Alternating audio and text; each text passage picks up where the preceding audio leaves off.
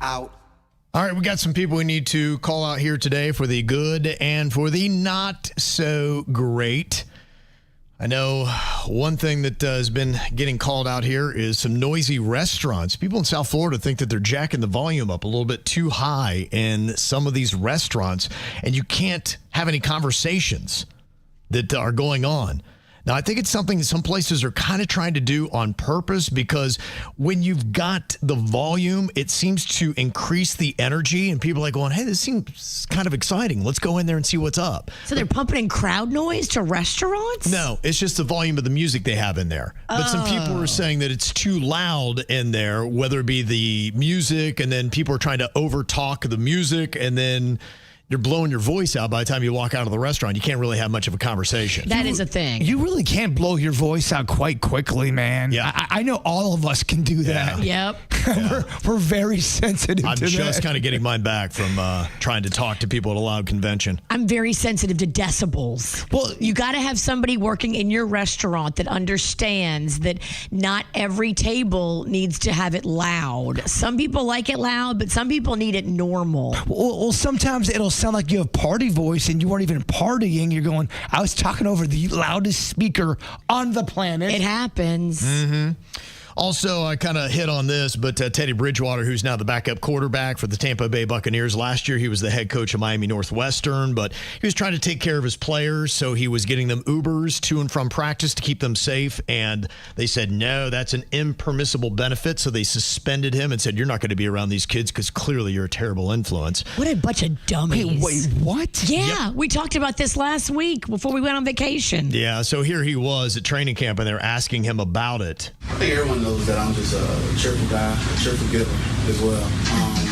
And I'm a protector. I'm a father first before anything. And when I decided to coach, those players became my sons. And I want to make sure that I just protect them in the best way that I can.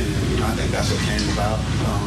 So he basically said that all he was trying to do, those kids became his sons, and he was trying to protect them because he said walking to and from practice a lot of times in that neighborhood where Miami Northwestern is can be dangerous.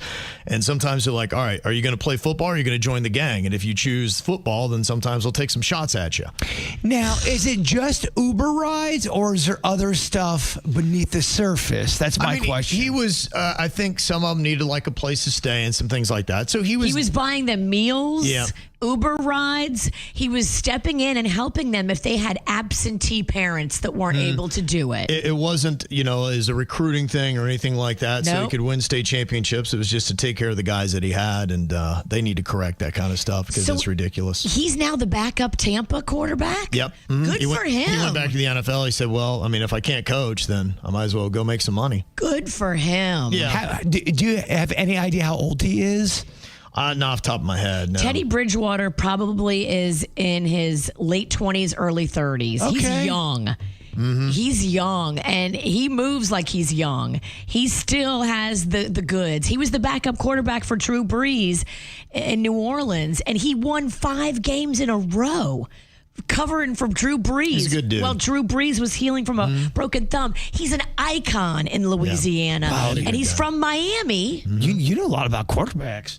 I do know a lot about Teddy Bridgewater. I happen to love the guy. And if you follow him on social media, he is a neighborhood guy. Mm-hmm. He cares about people. He's in the streets dancing, having fun with the people. Like, he doesn't care about the people that are mad at him or fired him for being nice to those kids.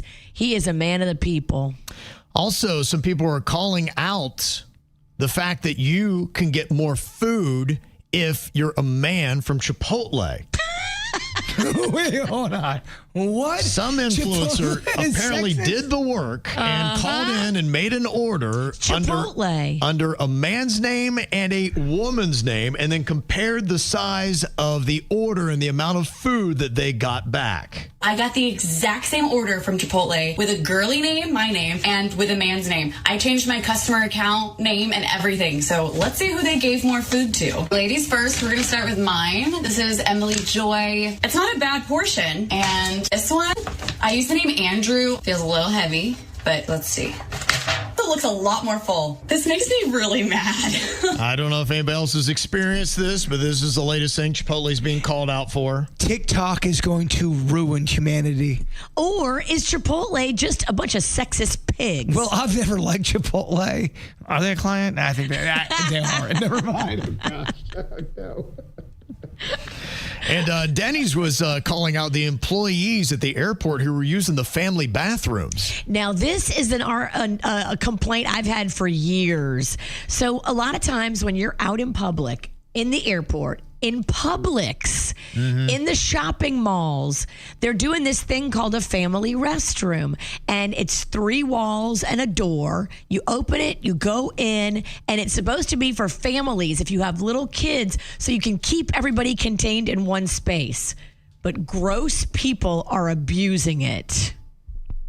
What happened with your situation, Denny's? Well, so like Virginia said, they have these rooms that are for changing the baby. And when you get to one, there's always a line because a lot of people have babies and traveling. So you usually wait outside. And all 3 times I waited outside to change Lachlan, waiting for a family to come out of the bathroom, it was an employee who just duked.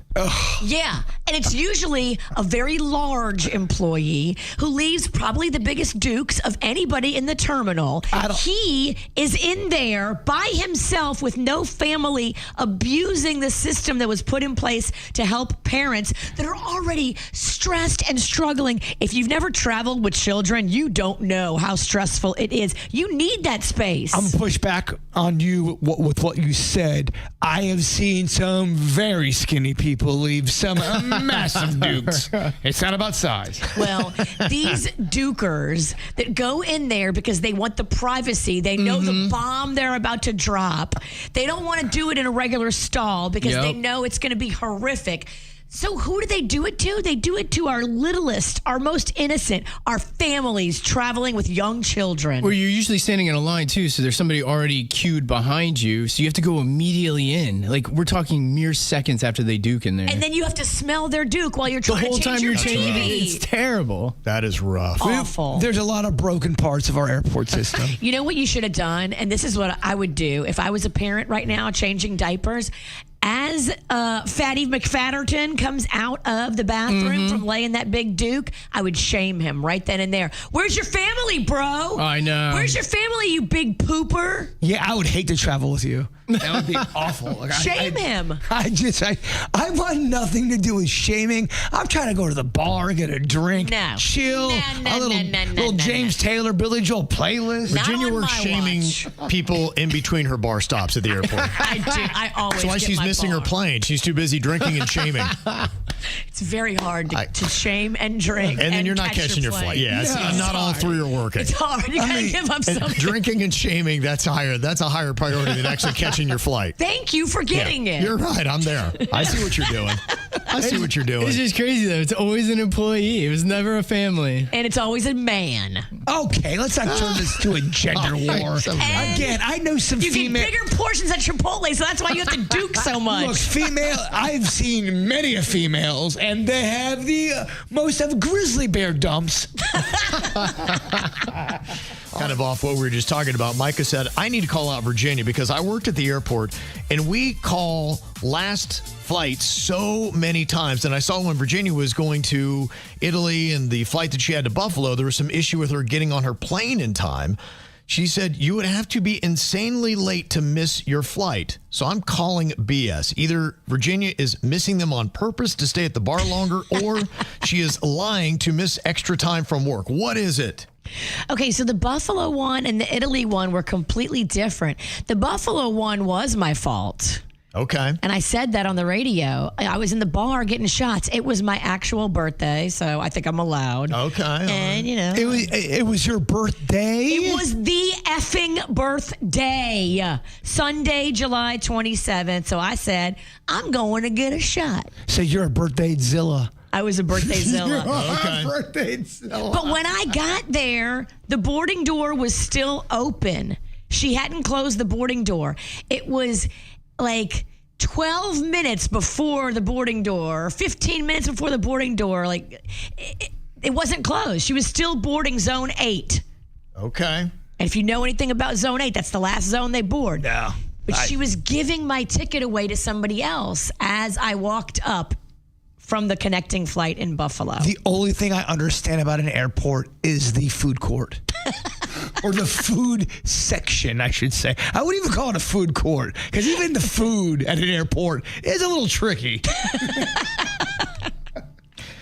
We also have some positive column outs here, too. And I know Ariana Grande, she got a lot of flack back in the day for the donut licking thing and everything else she was saying about Americans. But she is heading in the right direction with some of the stuff she's done now. And one story that is going viral today is the fact that Boca Raton's very own Ariana Grande showed her support for this young fan that was battling stage 4 cancer. Oh, wow. She sent this very special care package and a video message to this 9-year-old influencer, Brielle Bird, who has been documenting her health journey on the Stronger Than Cancer Instagram page.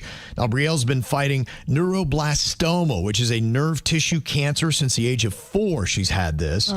She's been undergoing extensive treatment, including chemo, radiation, and bone marrow transplants. And so this is what Ariana Grande sent to her. A little birdie told me, your mom told me, that you are a fan of Wicked and of Glinda's, so I was inspired to put together this little care package for you that you will receive today.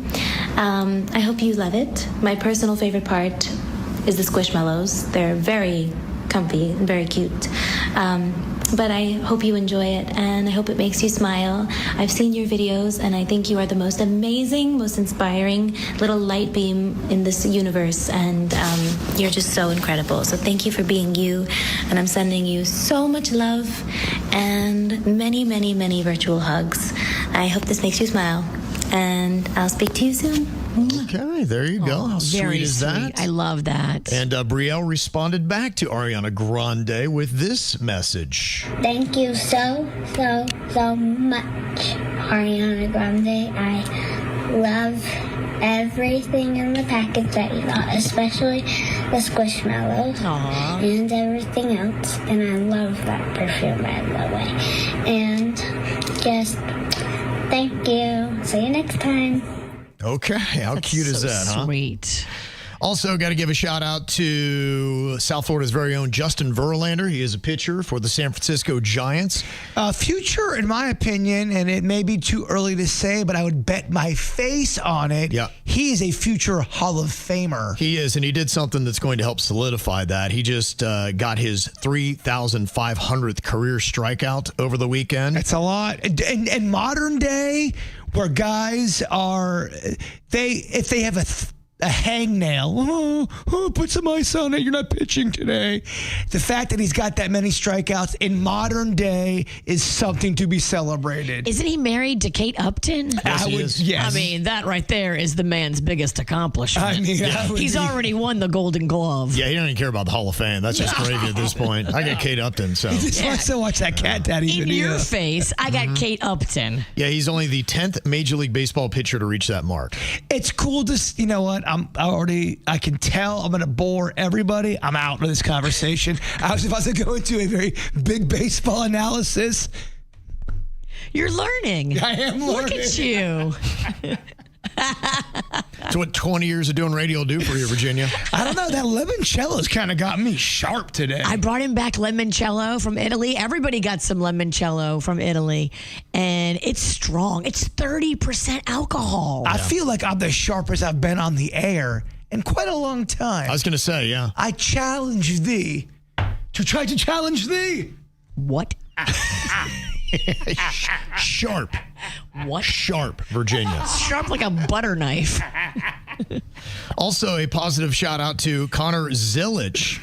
He won the Xfinity Series at Watkins Glen, but needs to work on his celebration because after he won in his NASCAR race, he kind of got up and stood on the car itself, and his foot slipped, and he landed right on his head. Oh, damn. And broke his collarbone. Oh, damn. People have told me that's one of the worst I've heard pains that. you could ever have as a human. How Yeah. publicly humiliating. Oh, it was everywhere, and it was rough to watch. Here are the announcers watching him celebrate. 7 career wins. Let's go down to Mobile One Victory Lane, Dylan.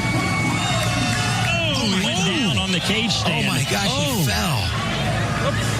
The announce. Oh, yikes. If only he was as good of a faller as he is a driver. Yeah. Fell. Collarbone. We should get more realistic reporting in the booth. Oh my gosh, he fell. This is horrible. My kids are crying.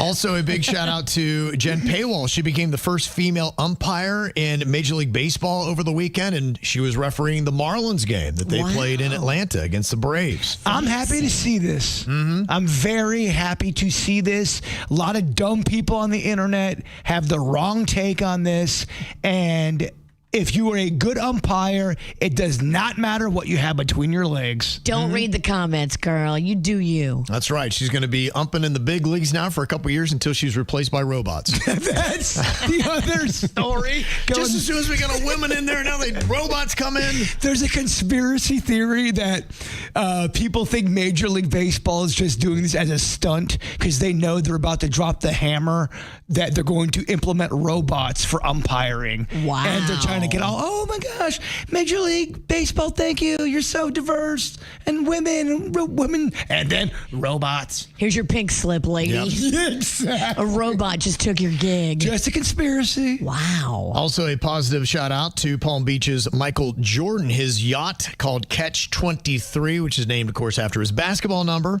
nabbed second place in the White Marlin Open in Ocean City, Maryland, one of the most prestigious deep sea fishing tournaments in the country. They got a 71-pound white marlin catch and picked up $400,000. Thank God, because Michael is hurting for money. I hope he gave all of that to his boat captains or his fishing team and didn't take any. I think there was the guy who caught it. I'm sure that they'll, spread it around to everybody. I hope so. And also, I want to give a nice shout out to Mariah, KVJ Nationer, that I saw at the Mexican Queen Saturday morning at First Watch. Her mom, Lucy, came to our live show, and she was just glorious and fantastic. Nice. And so, gave us a really good experience. So thank you very much to her. And some shout outs for school. Melanie said, happy first day of your senior year. Wishing you the best year ahead. Love, Mom and Allie. That is a shout out to Lauren. And also, we got a little back to school shout out from my three girls, Aubrey in 8th grade, Lily in 7th, Charlotte in 4th. Have a great first day back to school. They go to Somerset College Prep and Renaissance Charter and Tradition. And good luck to all the teachers this year. Yes. So we wish you guys absolutely the best. Don't let those kids beat you. Stay strong, because they will try to gang up and team up and beat you. You just got to remember, you're bigger, you're stronger, you're smarter. Don't let these kids break you.